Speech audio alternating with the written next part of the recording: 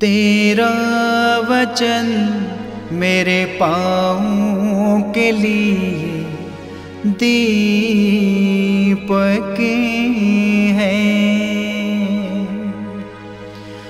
और मेरे मार्ग का उजियाला है। तेरा वचन मेरे पाँव के लिए दीपक है। प्रेरित चरित अध्याय 15 पद संख्या 7 से 21 तक।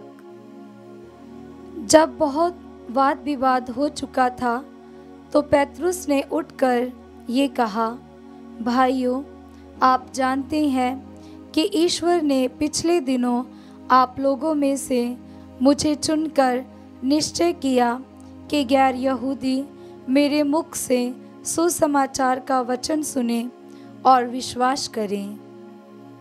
ईश्वर मनुष्य का हृदय जानता है। उसने उन लोगों को हमारे ही समान पवित्र आत्मा प्रदान किया। इस प्रकार उसने उनके पक्ष में साक्ष्य दिया और विश्वास द्वारा उनका हृदय शुद्ध कर हम में और उनमें कोई भेद नहीं किया। जो जुआ ना तो हमारे पूर्वज ढोने में सामर्थ्य थे और ना हम, उसे शिष्यों के कंधों पर लाद कर आप लोग अब ईश्वर की परीक्षा क्यों लेते हैं? हमारा विश्वास तो ये है कि हम और वह भी प्रभु यीशु की कृपा द्वारा ही मुक्ति प्राप्त करेंगे। सब चुप हो गए और वे बरनबास तथा पौलुस की बातें सुनते रहे, जो उन चिन्हों तथा चमत्कारों के विषय में बता रहे थे जिन्हें ईश्वर ने उनके द्वारा गैर यहूदियों के बीच दिखाया था। जब वे कह चुके थे तो याकूब बोला, भाइयों, मेरी बात सुनिए। सिमोन ने हमें बताया कि पिछले दिनों ईश्वर ने किस प्रकार गैर यहूदियों से अपने लिए एक प्रजा चुनने की कृपा की है। ये नबियों की शिक्षा के अनुसार ही है, क्योंकि लिखा है, इसके बाद मैं लौटकर दाऊद का गिरा हुआ घर फिर ऊपर उठाऊंगा।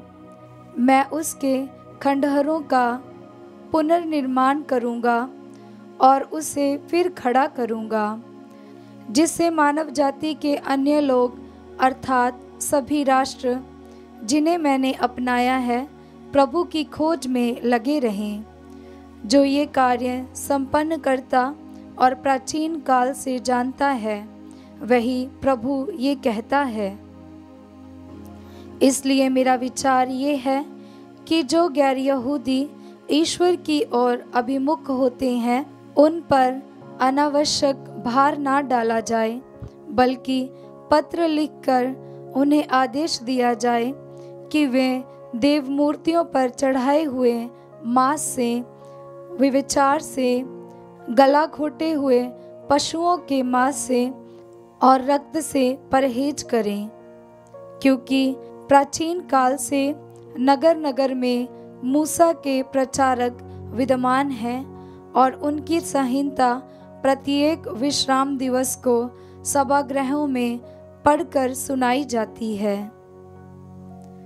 ये प्रभु की वाणी है। ईश्वर को धन्यवाद। भजन अनुवाक्य। सभी लोगों को प्रभु के अपूर्व कार्यों का गीत सुनाओ। सभी लोगों को प्रभु के अपूर्व कार्यों का गीत सुनाओ। प्रभु के आदर में नया गीत गाओ। समस्त पृथ्वी प्रभु का भजन सुनाए। भजन गाते हुए प्रभु का नाम धन्य कहो। अनुवाक्य।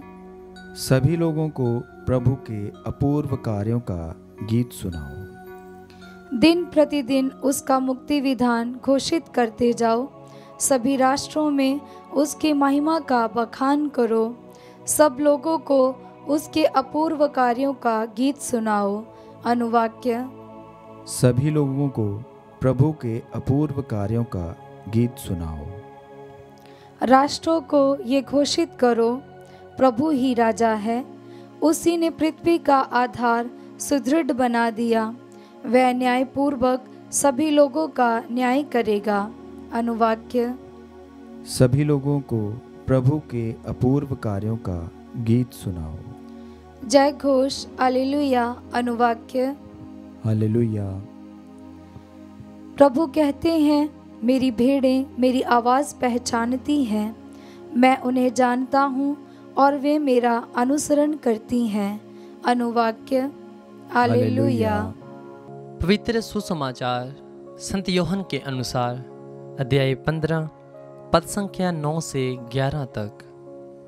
यीशु ने अपने शिष्यों से ये कहा, जिस प्रकार पिता ने मुझे प्यार किया है उसी प्रकार मैंने भी तुम लोगों को प्यार किया है। तुम मेरे प्रेम से दृढ़ बने रहो।